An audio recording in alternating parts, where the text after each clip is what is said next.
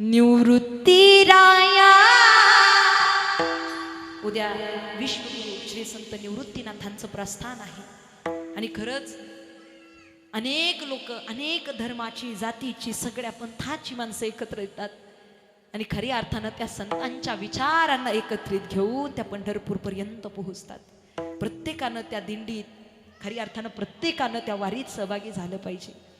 निवृत्ती राया, निवृत्ती राया सोपा